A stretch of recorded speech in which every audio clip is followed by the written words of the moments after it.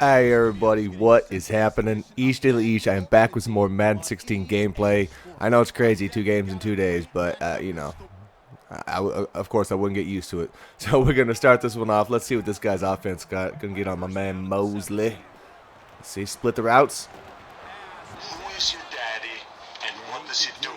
Man, I appreciate that, bro. Like, just you don't want to start the game with the ball, but you got it, and you're like, here you go, man. That's a nice gift, nice favor. So we can get out, check it out. There you go. The Y circle is back in a different play, but it's back. It works. We run the fool over, so that will be back in the book. So we do have a couple of our go-to plays, as I said before, in this book. In the Raiders book that we're going to be running this year.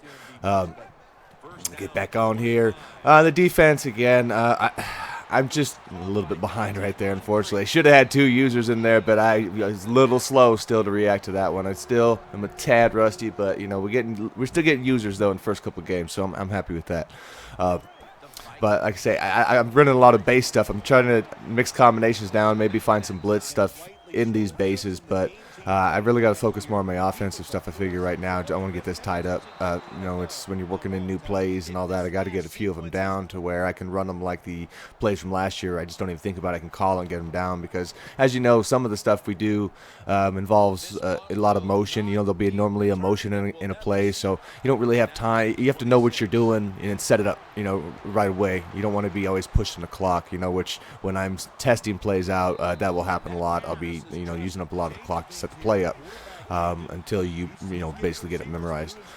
But like some of these, like this play from there, I can go out there, just click it, not even think about it, set it up without even thinking. I mean, that's some of the stuff from last year. Still works really good right there. This is one of the new ones, though, that I'm running here. Really, the running back is a great option in a lot of plays, but sometimes I'll catch the seam on it I have found, and I've got some underneath bailout stuff if it doesn't get open.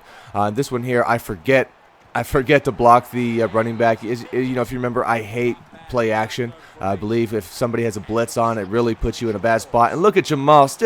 We can still make moves with Jamal, guys.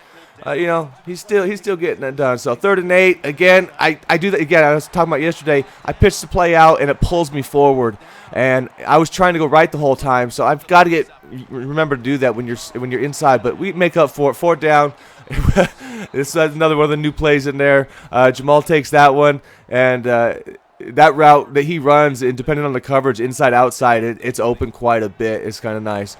And it's actually just a simple streak, but with the way the play's set up, the way we motion him, and where we're putting him in, then the way the other receivers are, there's a nice drop back route underneath that too, as long as your blocking holds up.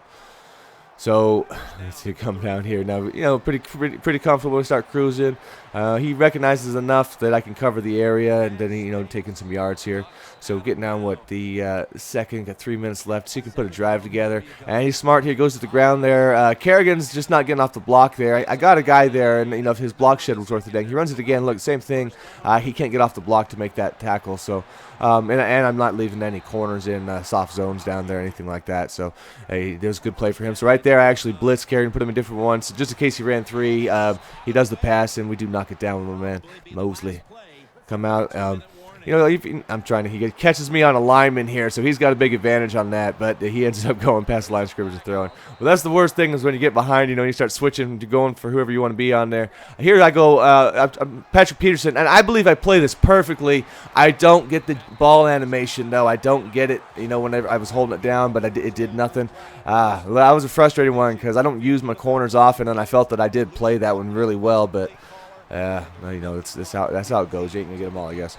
So come down here, so all in all, my man puts down a pretty good drive here. It's no huge plays, so it's just he just found ways to make it happen. And coming down, getting the spin move, we tied it up. As your run defense obviously gets a little better. It's a lot easier when you're within the red zone. It's just that, the guys are going to play more compact. They're not going to play deeper in zones. You're going to have more, that's so. That in its own nature takes care of itself, but he finally runs the ball, which has been open for him for a while. I was surprised he didn't take too much advantage of it earlier because they hadn't really sent a lot of heat at him and played a lot of coverage. So that's what's going to happen if they realize it. They do have a better chance to run the ball. Is what it is. We come down again.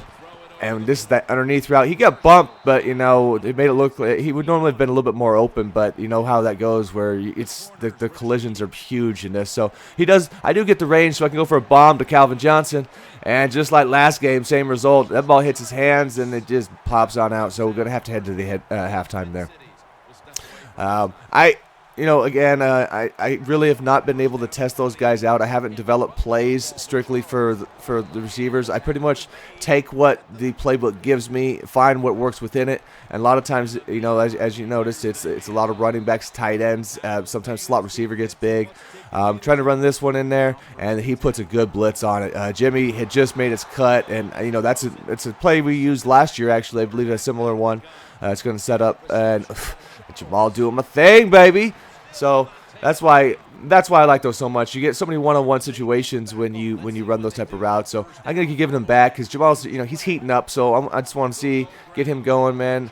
Nice with the spin, dragging dude around, and he almost takes that one in the house himself there. But you know, as normal, he does the work, and somebody else is going to get the credit for it. So Dorito LT, here we go, buddy. Nice spin, straighten it up. When we saw he got the block shed, so that's a good way. You know, if you want to get straight, I spin a lot to do that, and just to get outfield. I mean, juking would have worked pretty good too, but and I've been told that it works better this year. I have to break the habit of not using it because the last couple of years with me, the spin was so OP that I just am not used to using it. I have to like think about using the juke move and like plan it ahead of time, which is not always a good thing because you're not, you know, it may not be the right time for that, but you're just forcing the move. So I got to get to the point where, again, that comes as instinct to me, and then it'll be effective. But until I work it in, not going to happen. So I'll give that a shot, see how it goes, especially for reviews. I know if I'm going to be reviewing a running back, for example, I've got to work the jukes in a little bit more this year to give a more a better view of the whole thing. But